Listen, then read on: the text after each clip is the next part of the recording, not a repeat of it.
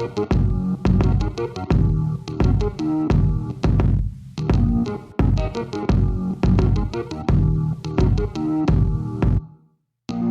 and welcome back to Warrior Radio. My name is Tony Baldwin, and in today's episode, I sit down with Julie Beischel, who is the co-founder and director of research at the Windbridge Institute. So, the Windbridge Institute investigates phenomenon which isn't explained within traditional scientific disciplines. More specifically, Julie, who is a trained scientist, by the way, her research has largely been around the realm of mediumship, or those that are able to communicate with the deceased. Now, before this interview, I knew nothing about mediums. And like most people, I was pretty skeptical about the whole subject. I've never dealt with a medium. I've never had a reading. So I was really interested to sit down with Julie, who, again, is a trained scientist and studied mediums under a really rigorous scientific process to really separate what's legit and what isn't. Some of these include quadruple blind studies that really make every possible effort to screen and verify the medium's ability. Where the medium, all they're given is really just a first name, and they're asked to describe details about the deceased person that you really just can't make up. And after my hour with Julie and after this interview, my perspective really widened about the subject. Because, at the end of the day, you can't deny the hard facts and data that their institute has gathered in the research over the years. So I think you'll find it interesting because it really answers the question, does consciousness move on after you die? Is consciousness tied to the physical body? Is it tied to the brain? And mediumship, it's really an interesting lens to explore some of these questions. So that's why I think you'll enjoy this one. And if you do, be sure to subscribe to Warrior Radio and give us a rating because it really helps grow this project. So with all that said, let's dive into today's episode with Julie Beischel. Enjoy. For those that don't know, can you tell us about who you are and what you do? Sure. My name is Julie Beischel, and I got my Ph.D. in 2003 in pharmacology and toxicology with a minor in microbiology and immunology from the University of Arizona. So I'm a classically trained, what's often called hard scientist. And science is just a tool. It's not it's not dogma or any sort of set of knowledge. It's just a tool, and it can be applied to almost anything. So I had encountered this phenomenon of mediumship when I was in grad school and realized there wasn't, no one was doing, like there had been research done like in the 1800s, and then it had sort of petered off and no one was really doing it anymore. And through a lot of weird coincidences, I got into it and started doing mediumship research. And then Mark and my husband, Mark Bacuzzi, and I founded the Windbridge Institute in 2008. So to have an organization to continue doing mediumship research and other associated after-death communication areas of research, and so we could get research grants. So we've been doing mediumship and other research since 2008. Wow, that's amazing. And then, so how did you get involved in mediumship in your own life personally? You said it was in college or in grad school years. Can you take us through sort of those first experiences you've had with mediumship? Sure. As a sort of classically trained scientist, it's always surprising to me that that's a question that people even have, because in my training, it doesn't matter who the scientist is. It just matters what their data say. But I have come to realize over these years that that is important for people to know the source of the information. And that is an interesting piece. So I will tell you, when I was in graduate school, my mom committed suicide. And a couple years later, I was raised Catholic, and so I'd never even heard of a medium. And a couple years after she died, I saw John Edward on TV, and it what he was doing and the messages that he was providing to people looked real enough. The people looked sincerely moved, and the messages seemed really specific. But I'm a scientist, so I thought, well, I should check that out for myself. And so I got a reading from a local medium and realized, yeah, there are things that I had read books about cold reading, and I knew how fake mediums worked a little bit. And so I knew not to really only say yes or no to her questions, and to not provide too much information. And she was able to provide information that was very specific. And some of it I even didn't know myself. But then when I checked with my mom's two sisters, they verified that those pieces of information were correct also. So then I thought, well, that's interesting. And, I told my friends and some of my professors and stuff that I'd had this experience. And most of them, like good scientists, said, oh, that's interesting. I don't know anything about that, but that sounds like an interesting experience. But a couple said, no, they're all frauds. You were duped. And so that really made me mad, because I was there and I know I was not duped. And so I started to look into it, and that was the sort of common reaction when you tell people. I went and saw a medium, as people go, oh, they're all frauds and con artists. And I thought, I'm a scientist. I have the data. That's not true. And a scientist needs to stand up for this group of people that are they're just doing what they feel compelled to do to help people who are grieving. And they are getting sort of categorized all together as, criminals.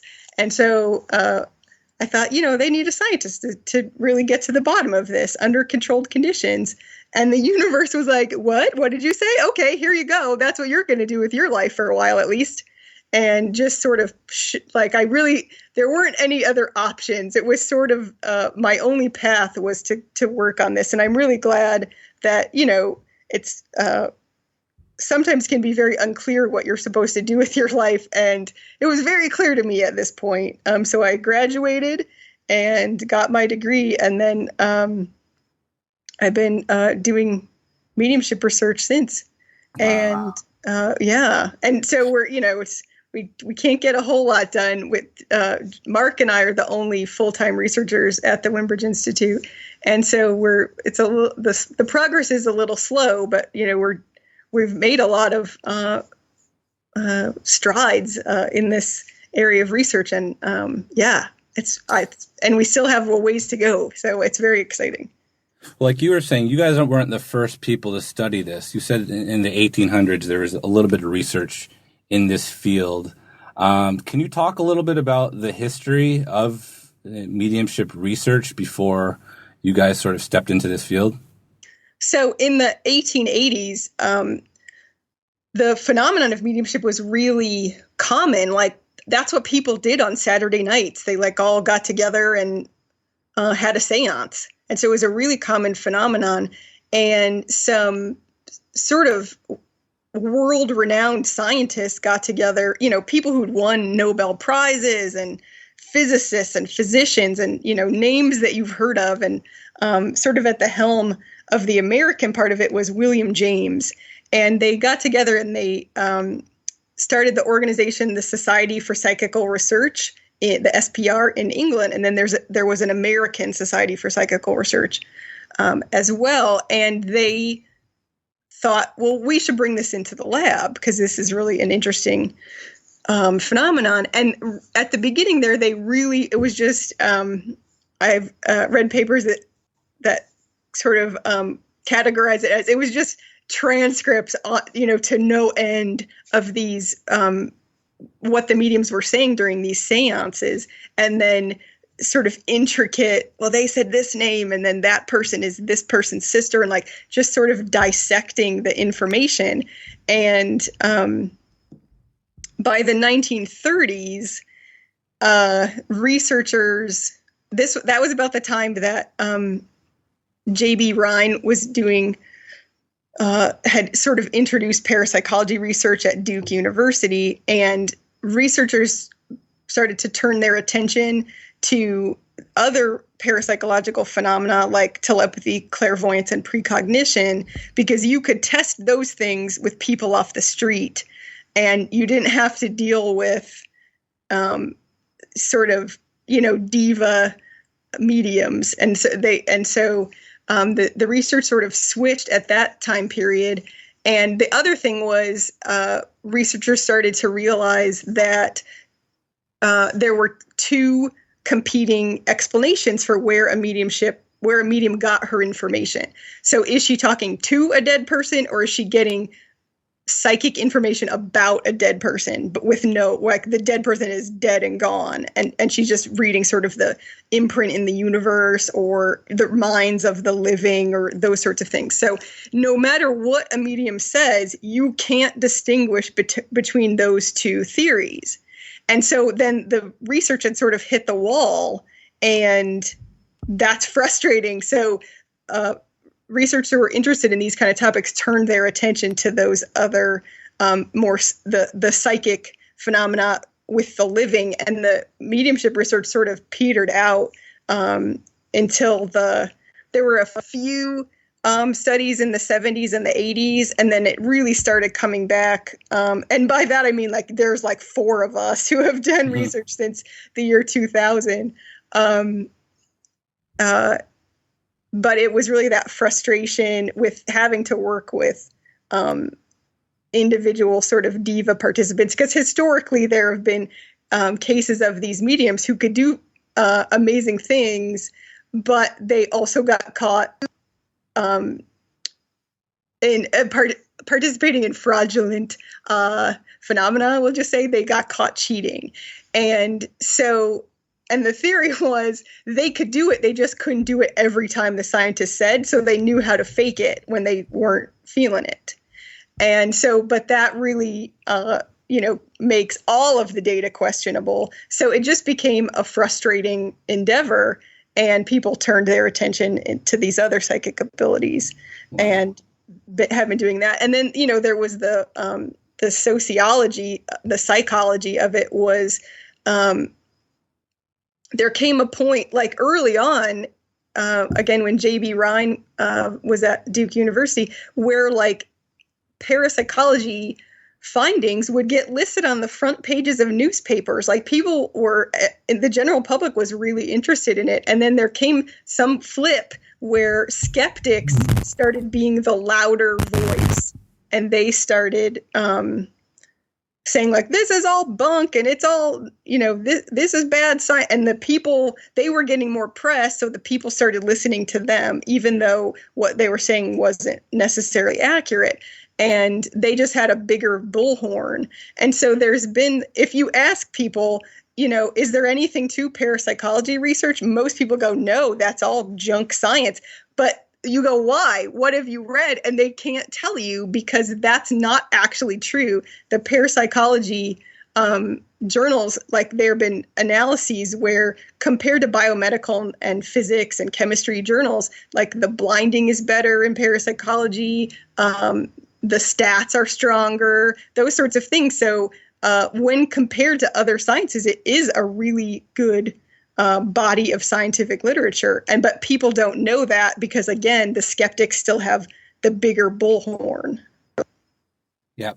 Well, since the 1880s until now, is there any sort of conclusions the community has about this mediumship area? You talked about anomalous information receptions in one of your talks, but can you explain what that is and any other conclusions that the community has found? So, yeah, we have. So in the 1880s, the mediums they would enter a trance state where they sort of were unconscious, and the deceased personality was talking through their mouth, using their body apparatus. And then the medium would come out of trance, and she wouldn't have any recollection of what had happened. And scientists did all kinds of awful things. They would burn them with acid to prove they were really in trance and not fake. It was terrible. There was no human subjects protection at that time. So they just did awful things to these mediums. But currently, at least mediums in the US, primarily the majority, I believe, don't enter that full trance state. So for the first time in modern times, we can ask the mediums questions about the experience.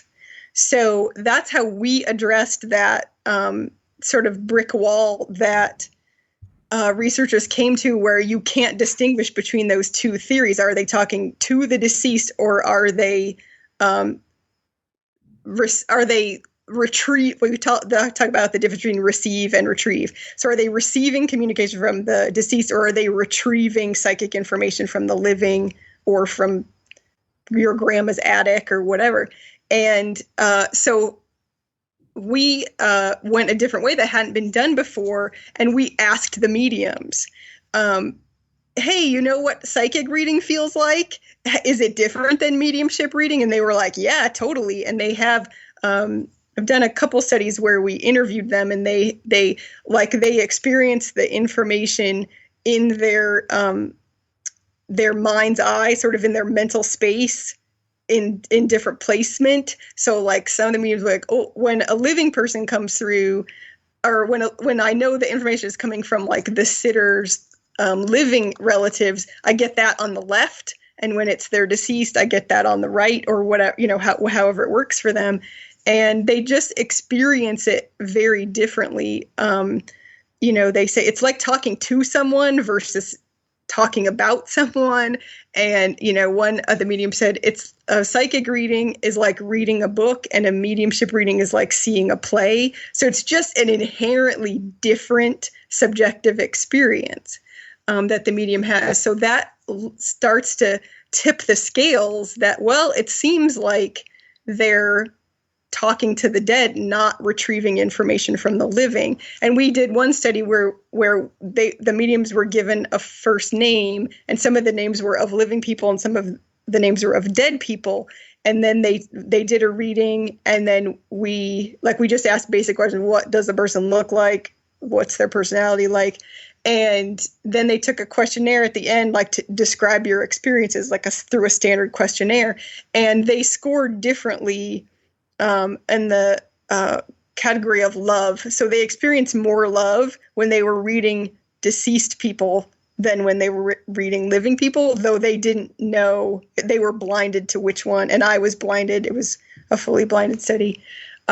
So again, that starts to tip the scales that the data support more the theory that they're talking to the dead than they're retrieving information about the living. The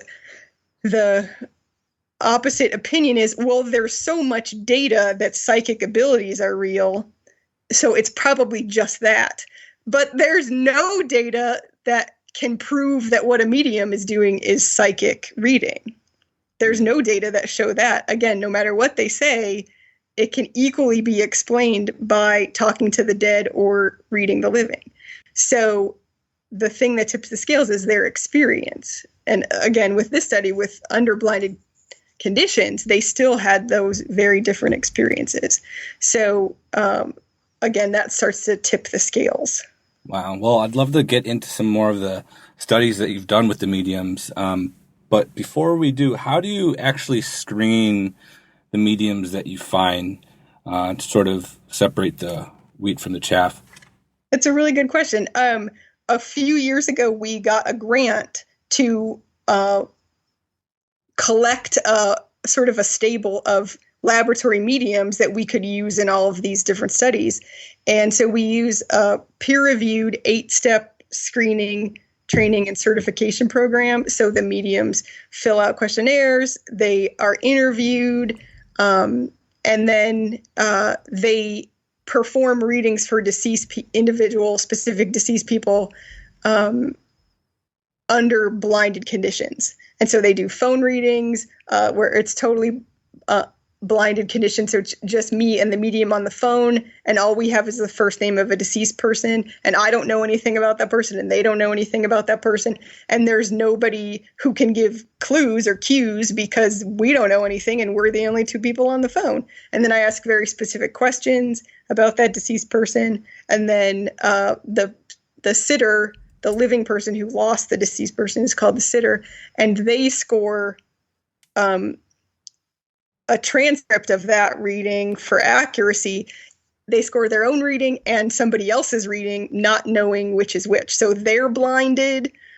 So that controls for what's called rater bias, which has been a criticism of the mediumship phenomenon, that like, well, yeah, you want to hear from your dead person. So you're just going to, everything they say, you're going to consider it correct. But when you don't know which reading is yours, your bias is equalized. And so the mediums who pass that step go on to the training. So they're trained in the U.S. regulations governing human subjects research, because they're the human research subjects themselves. And then the sitters that they work with during research are also human subjects. So they need to be aware of those regulations. And they do a little bit of grief training and a little bit of the history of mediumship research training. And then, so we have on our team, we had 20, but one retired since we created the team. So we now have 19. And so that's a very time consuming, it takes about a year for a medium to complete that process. And it's very time consuming for us on our end. So we did it with that grant, with the resources from that grant, but we haven't done any since then, and we don't intend to. Like, we have this solid stable of mediums that understand how science works, and so they also participate even in protocol design. Like, we say, hey, can you do this? And they go, well, we don't really do that, but we do this. And we go, oh, okay, we'll study that, and we'll change the protocol a little bit this way. So they're really part of the research team, and which makes it so much easier to design studies. We're like, because people go, oh, put them underwater. And no, that's not how mediumship works. We want to study mediumship as it exists, the way mediums do it. And so having them on the team is really helpful for that. So again, we did it as part of a grant that we got, and we're not doing it anymore because it's just too time and resource intensive.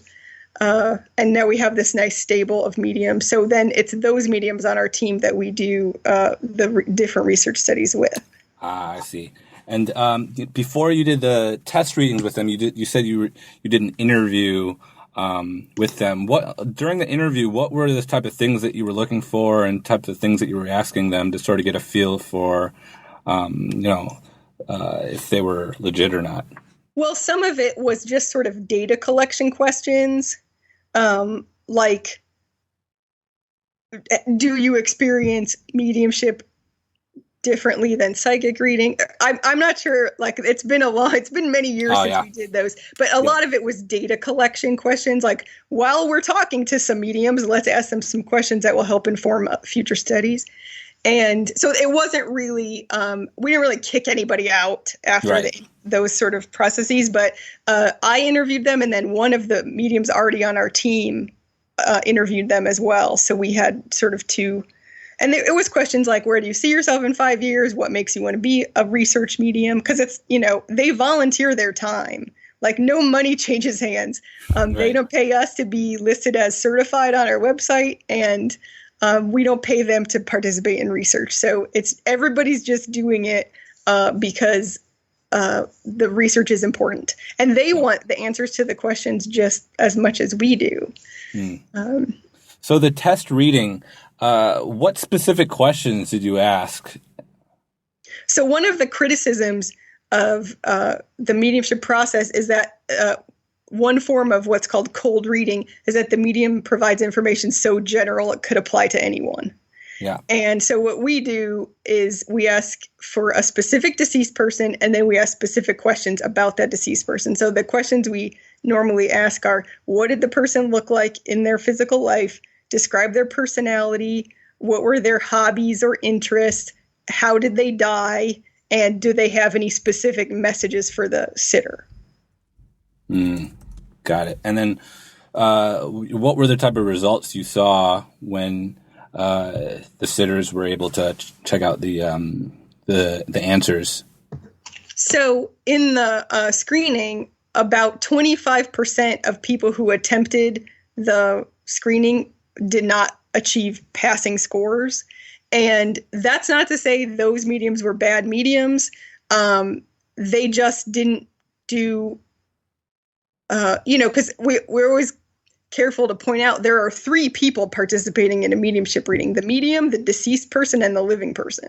And so if the living person had expectations that were unrealistic, then that can mess with the process. If the deceased person isn't used to communicating with the medium, that can mess things up. The medium is only one piece of that pie. So I actually wrote a book called Meaningful Messages that helps sitters be good sitters, because I was getting a lot of feedback once there were a lot of mediums on TV and in movies and such that people were having unrealistic expectations, and then that was making for frustrated sitters and frustrated mediums. So I wrote that book just to give people more realistic, this is what to expect, and this is how to be a good piece of the pie on your third of the responsibilities. Right.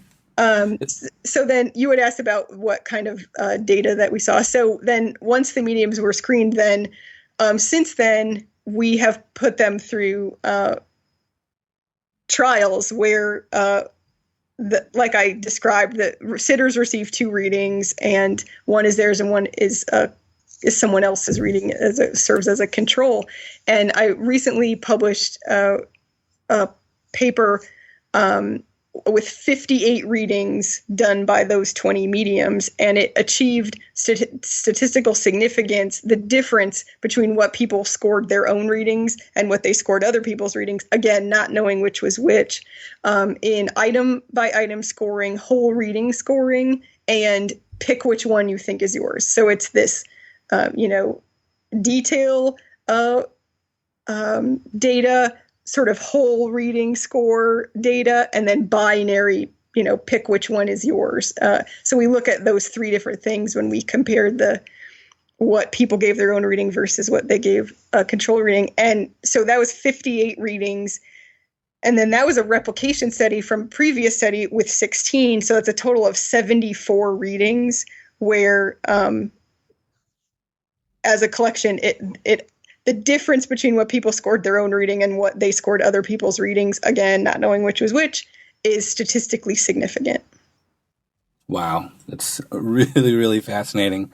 Thank you. So we call that process anomalous information reception, AIR. So they're reporting information that they couldn't have got through any sensory means without using fraud and without any feedback during the reading. So we call it anomalous. We don't know where they're getting their information, but it's accurate. And so that's all we can say. And then again, we hit that wall of where are they getting it? Are they getting it from a deceased person, or are they getting it from living people? And so no matter how much AIR data you collected, you couldn't ever distinguish between those 2 explanations. So which is why we turned to studying their experiences. Yeah. And from the sitter's point of view, is there any notable stories that you've had over the years of, some positive experiences they've had, or is there any stories that come to mind when you think of your time with sitters and mediums? So my job is I'm an empiricist. So a story, that's an N of 1. That is not interesting to me as an empiricist. Yeah. Okay. So we're looking at these collection, 58 readings and 74 readings. That's meaningful. That has a p-value. That's interesting. But I do know that people like stories. So I edited another book where I asked the mediums, because I'm not a medium. I can't talk about what it's like to be a medium. So the mediums talked about what it's like to be a medium, and then I edited their answers all together. And so that's in we hope to do more, but so far there's been one volume, and that book's called From the Mouths of Mediums, because I can't talk about that. But I got it right from their mouths. So you would have to talk, you would have to look at that or talk to a medium to really get that, because that's not my job. Is data collection and methodology design, and yeah. Well, the mediums that you work with, can you describe them? Like, I've heard in one of your talks, like 90% of them are women. Can you just talk a little bit about the type of people these mediums are? So, again, we had 20 and one retired, so we have 19 now. Yeah, and 17 are women and 2 are men. And that seems to be sort of representative of the American medium population. I don't have any specific data on that, but that seems to be like what we're sort of seeing. And before I forget, we're actually doing a study now, a survey study of a greater population of mediums. So we're like, because all the data that we've published is about these 20 mediums, and we're working from the theory that they're representative of the greater whole, but we don't know. So we're doing a study now where we're surveying online a bunch of different mediums from all over the country. And so if people go to our website, windbridge.org, the study is called the Octo study, and you can fill out the survey online. And we're looking at the differences between mediums and non-mediums. So we're looking for non-mediums to fill out the questionnaires as well, on a variety of factors based on what we've seen in our research with our mediums on our team. So our mediums are spread all over the U.S. I've never even been in the same room with some of them because we do all our readings on the phone. I just had this data. They're about their average age is about 55. They range from like 40 to 70. They what they have in common is they score low in neuroticism and high in extroversion, but we think that might just be, it's not necessarily all mediums, it's just mediums willing to talk to a scientist. So that is it's a different, it's a select group. And like they've taken the Myers-Briggs type inventory, and they score, they're very high in N and F, intuitive and feeling. They score high on like what's called transliminality. So it's a different experience than, probably the way physicists experience the world, which I think that's a problem with mediumship research, is that the way they experience the world is just so different than the way scientists experience it, that scientists have a hard time not just thinking they're crazy, the way that they talk about the way they, move through the world. And so that, that's been a limitation. And so sort of for the first time, it's been possible to ask them about their experiences because, again, they're awake and conscious during the reading process, which historically they weren't. And then 2, the scientific community has sort of come around. They're like, hey, what people say about what's happening to them is also important. I don't remember what the question was. Yeah. The mediums, have you ever hooked them up to things like an EEG or like an fMRI scanner and just seeing what's going on from like a neurological standpoint? We have. We did an EEG study. I want to quote this right, so I'm going to pull up this slide.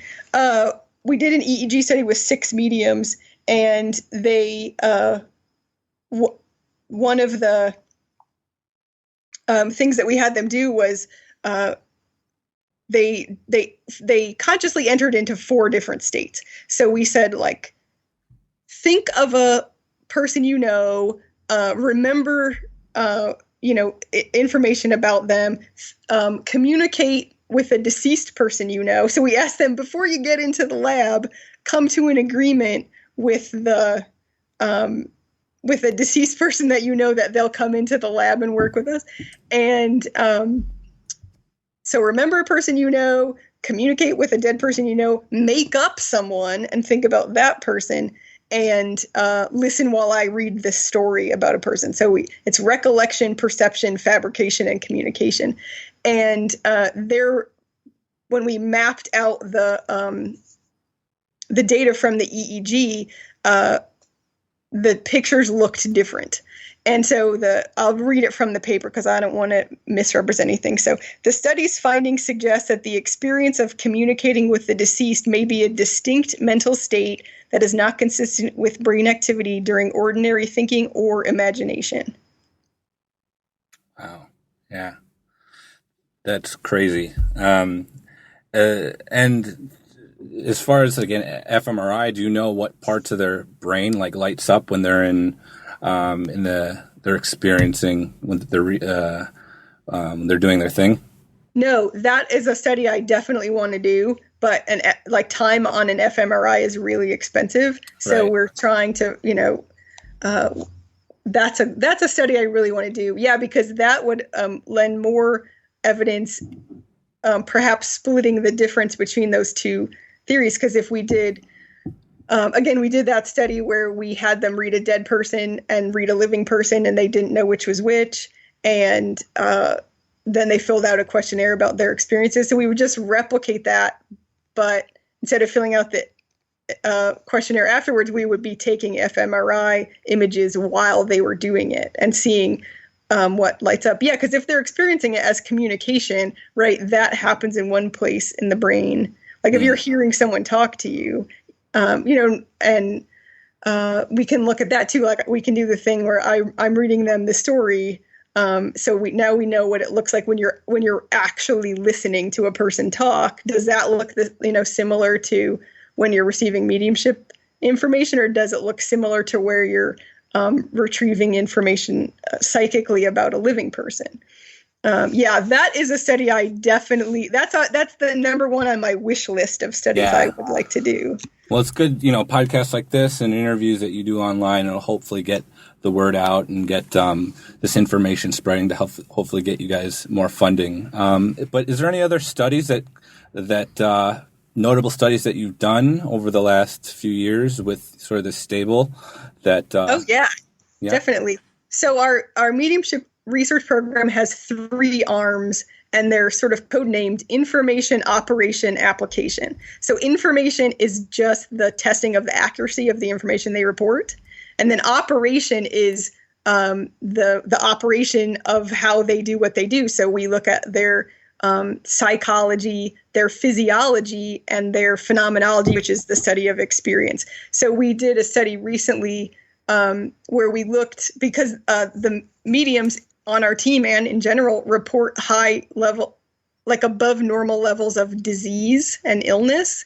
And so we wanted to see, is there something about the mediumship reading that stresses the body?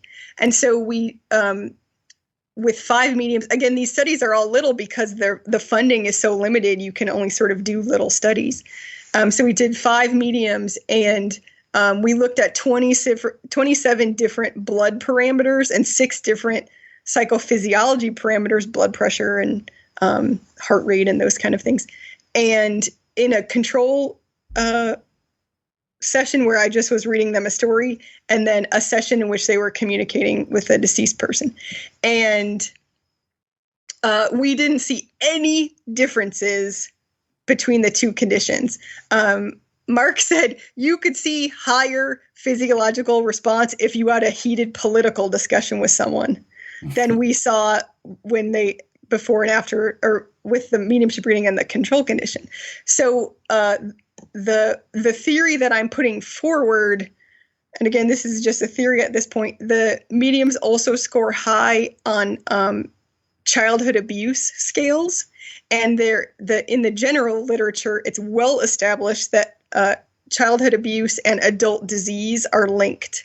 So that's my current theory, because it's not necessarily mediumship that's causing disease. It's that this group of people is already predisposed to disease because they have higher than normal childhood trauma rates. Yeah.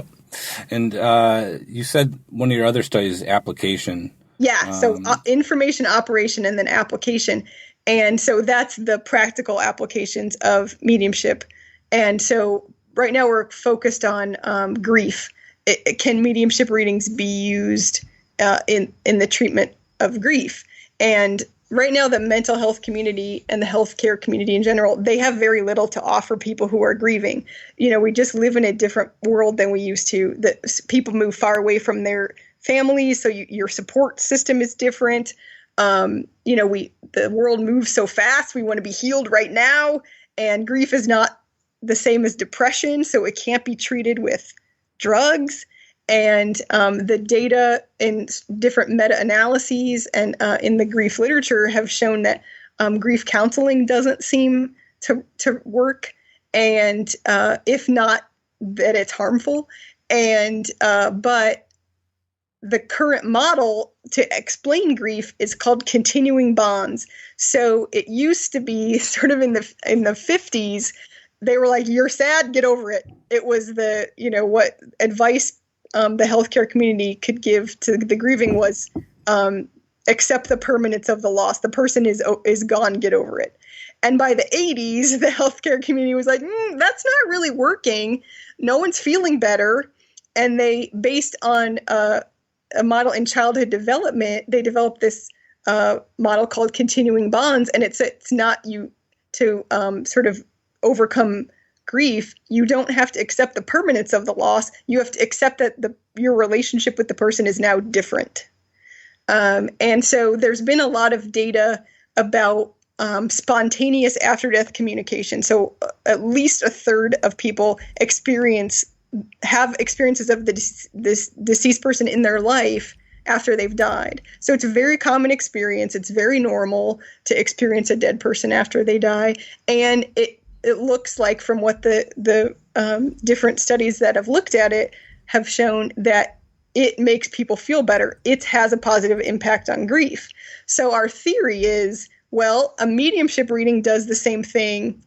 So those are called spontaneous after-death communication, and what we call mediumship reading, we refer to it as assisted after-death communication.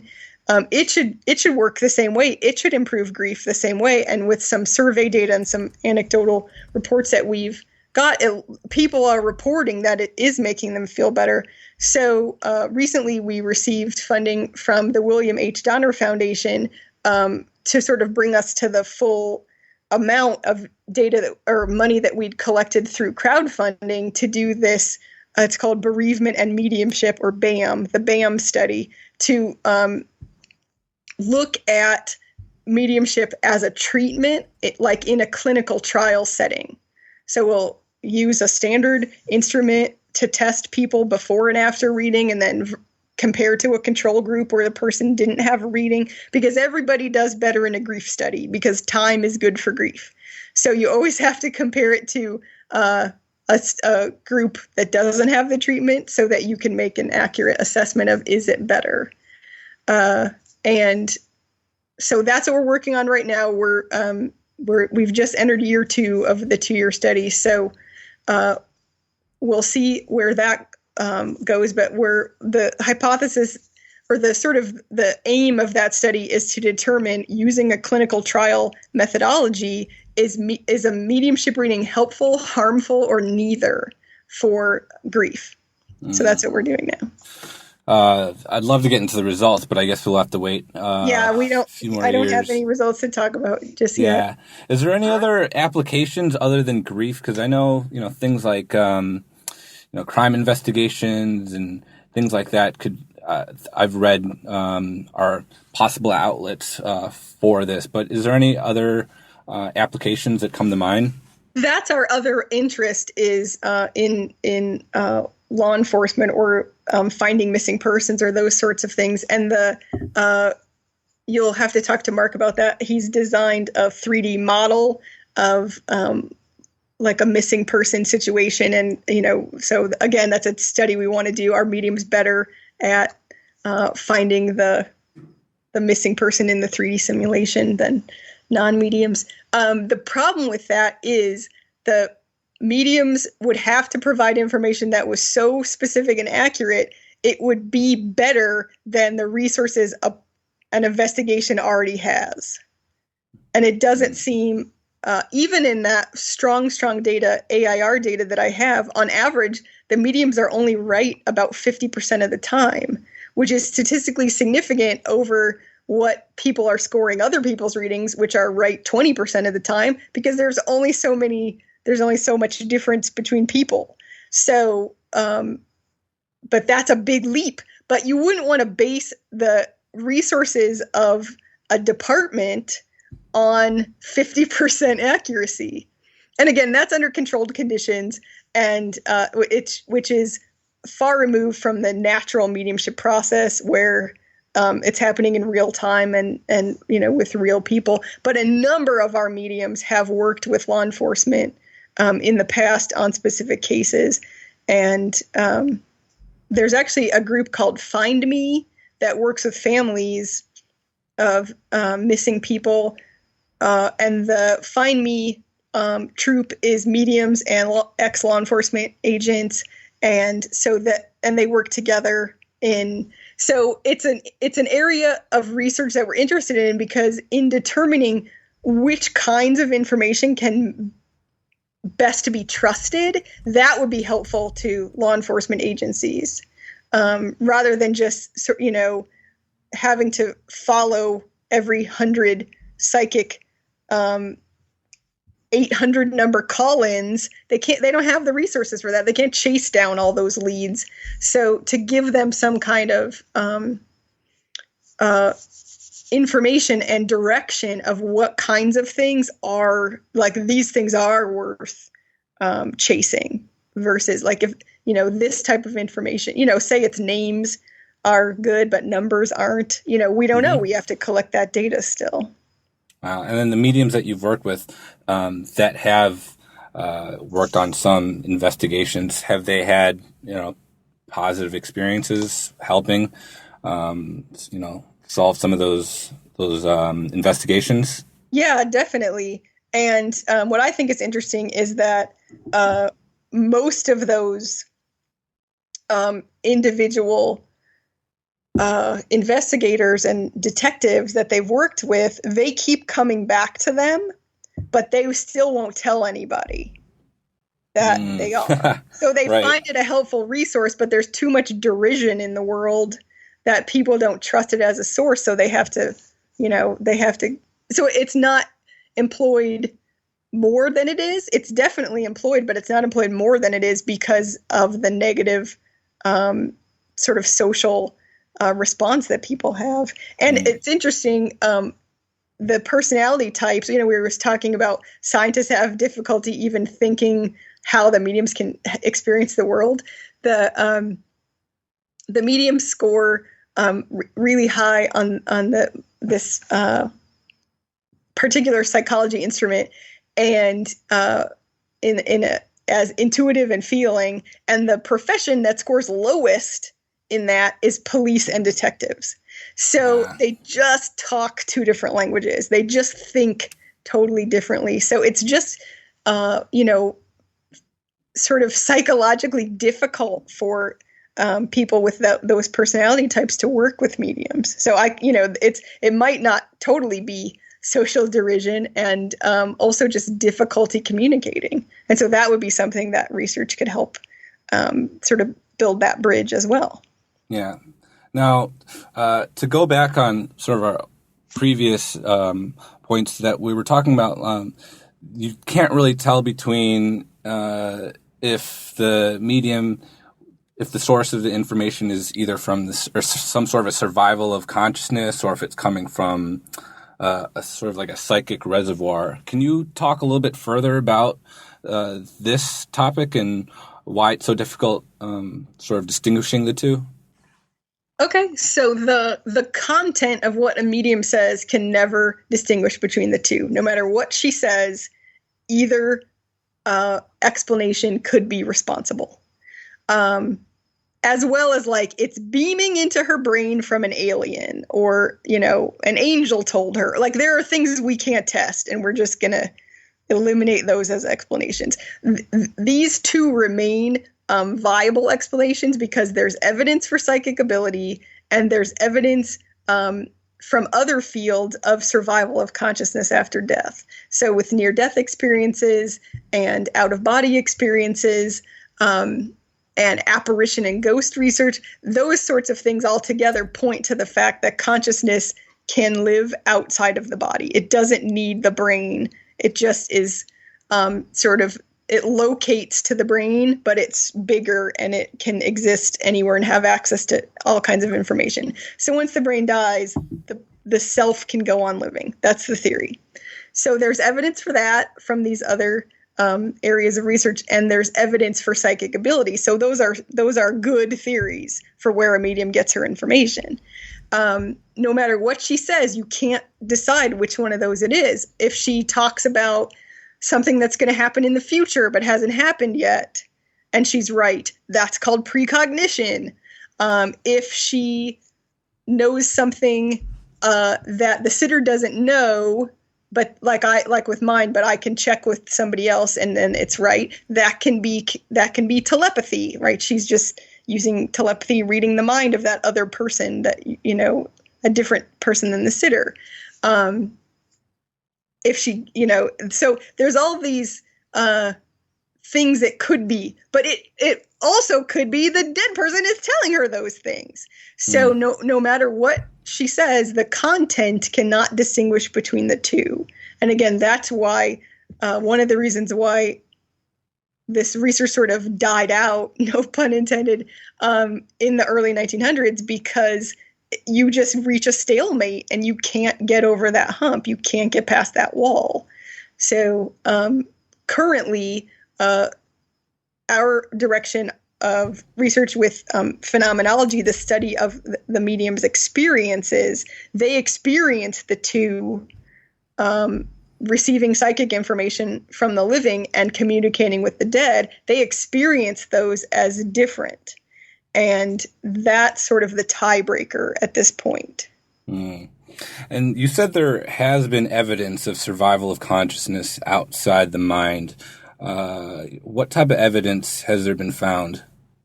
So in near-death experience research, there have been cases where people, when they're brain dead, heart stopped on the table, that they report, they come back and they're revived, and they report that they've been, I was down the hall and I saw this. Like the sort of landmark case is the case where they had to do open heart surgery on this woman, and so they supercooled her body and they stopped her heart and to do the surgery. And when she came back, she said, "Oh, I was outside my body, and outside on the ledge, outside this window of the hospital, there's a tennis shoe." And lo and behold, they looked out there and there was. So there's evidence of all these, and there's lots of stories like that where people come back. I heard one, there's a NDE researcher at the University of North Texas. Her name's Jan Holden. And I heard her tell a story once about a woman was pronounced clinically dead. And when she came back, she told her, I think it was her stepfather, like, "Oh, you've been doing so well on your diet and you're taking care of yourself. I was really surprised to see you buy a candy bar from the vending machine." And he had, well, she was dead, he had bought a candy bar, and he didn't tell anybody, right? Because he was on a diet. He wasn't supposed to be doing it. So he just ate the candy bar and, didn't tell anyone. But she knew because she had been hovering over him while she was not tied to her body anymore. And there have been lots of very intelligent people who have said that that's the theory that's more supported by the data. Again, not mediumship data. This is sort of just overall consciousness data, right? One theory is called materialism, where the brain creates consciousness, and then the other theory, we use the term non-local consciousness. That's a term coined by Larry Dossey. And Dr. Dossey calls materialism the biggest superstition of our age. Like, there's no evidence that a 3-pound ball of fat and electricity can make consciousness. Like, that's just a theory that the brain creates consciousness. This non-local consciousness theory states that the brain is separate the mind, the consciousness is separate, and the brain simply funnels it or sort of mediates it or channels it, or, it's like a signal exists everywhere, but it comes through the radio, that's how consciousness is. And so there's just as much data to support that's the better explanation for reality than materialism is. And the other one is psychic reservoir, and sort of like Jung's collective unconscious. Is there any evidence or sort of studies that have been done around this area to see if try to get some hard data on if this that is there and if that's a thing? So the Jung's theory, I'm telling you this because I said that in a presentation once and someone corrected me. So Jung's theory of the unconscious is sort of like we're all born with those archetypes and that knowledge. And it's not necessarily specific information. So the psychic reservoir theory states that all information since the beginning of time exists somewhere and somehow in the universe, and medium is accessing that cosmic store rather than communicating with the dead. So we group that explanation in with the psychic, because they're still using, right? There's no book they're looking up physically. If they're doing that, that still gets under the umbrella of using psychic ability to get the information versus mediumship communication. Got it. So same difference. You couldn't ever prove based on what they said where they got it from. Right. Between if it's that or if it's an actual, deceased that they're getting that information from. We use the two terms because whatever they're doing, they're using what's called psi, PSI, the Greek letter psi, which is sort of an umbrella term for all these different psychic phenomena. And so whatever they're doing, they're using psi. Either they're communicating telepathically with the dead or they're getting the information psychically from the living. So either way, they're using psi. So we call the two different things. We call survival psi, a term coined by Michael Sedeth, and then we coined the term somatic psi, right? Soma means body. So somatic psi is the theory that the mediums are acquiring the information from a living person or the body of information in the psychic reservoir. Now, for those that are thinking about getting a reading from a medium, is there anything that you could tell them how to get the best out of that experience, and maybe try to look out for certain frauds out there, or is there any information that you can give them? Yeah, again, I put that book together called Meaningful Messages, Making the Most of Your Mediumship Reading, for exactly that reason. It's just 99 cents, the ebook on Amazon. And I think mostly rein in your expectations, because what you've seen on TV is heavily edited. And so they've cut out all the mistakes and they've cut out all the times she was wrong, and all they're showing are the hits. And you can't expect that, right? It's a symbolic process. The mediums report that the information, right? They see things in their mind's eye. They hear things. They even taste things or smell things. So it's a symbolic language, which is why they can report information from people who didn't speak the same language they speak, people who are nonverbal in life, babies from before they were, born, and animals, because it's a symbolic language.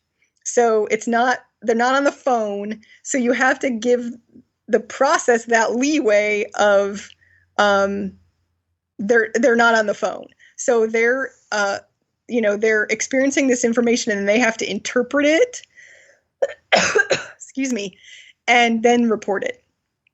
So we always say in our research, say what you see, and then provide your interpretation of it. So a good medium will do that. Like, I'm seeing this pink rose, which means to me that the person, was from Minnesota or whatever, like they all have their own dictionary, their own, translation book that they use just from their prior experience.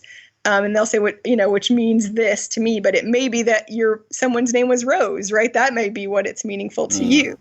So again, there are 3 people participating, you, the deceased person, and the medium. And so you have to, realize that it's a community event, and the medium can't control who comes through or what the person says. They're just, they are just reporting what they're experiencing. That's all they can do. That's their job.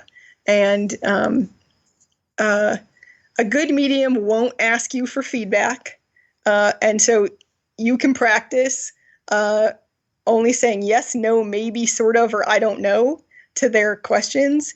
And you have to be careful, because for the first time, probably in a while, this is the only person you've talked to that solely wants to talk about the person you're grieving.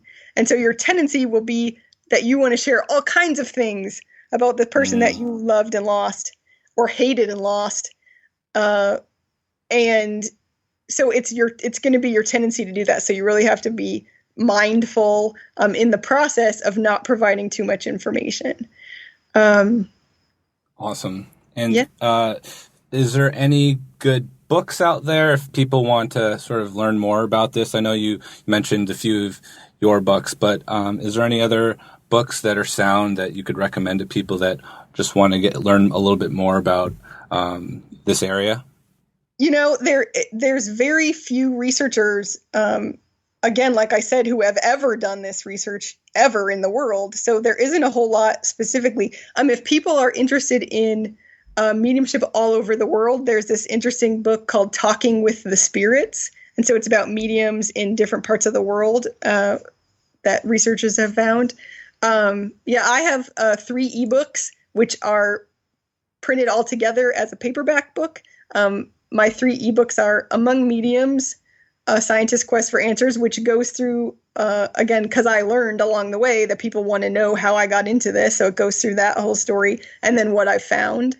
And then Meaningful Messages, Making the Most of Your Mediumship Reading, gives sitters advice about how to be a good sitter.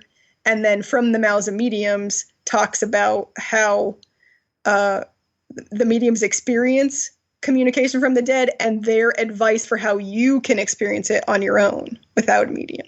And then, so those 3 books are all combined those are all ebooks, and they're combined into a paperback book called Investigating Mediums, a Windbridge Institute collection. And those are all available on Amazon. Well, if people are more interested in that, everyone that are listening, go check that book out. And if they wanted to learn more about you online, where can they best find you? At windbridge.org. Windbridge.org. Awesome. Well, all the links will be on the blog post for you guys. And Julie, thanks so much for sitting down with me. I didn't know much about mediumship before this, but you're really, all the research you've been doing has really shifted my perspective on mediums, and hopefully it has for those listening. So thanks again for sitting down with me. Thanks for having me. All right, that was Julie Beischel. If you enjoyed this episode, go check out her site, windbridge.org. There you can learn a lot more about all the research and all the studies they've done around mediumship. And if you wanted to learn more about her books and everything, we have all the links on the blog post for you. And I want to say thanks for sitting down with me. If you enjoyed this episode, again, be sure to subscribe to the podcast, Warrior Radio. Give us a rating and let us know what you think, because, again, it just helps grow this project and get a lot of these topics that not a lot of people know about out to the public. So with all that said, I want to say thanks for sitting down with me today, and I will see you on the next one. Take care. Bye-bye.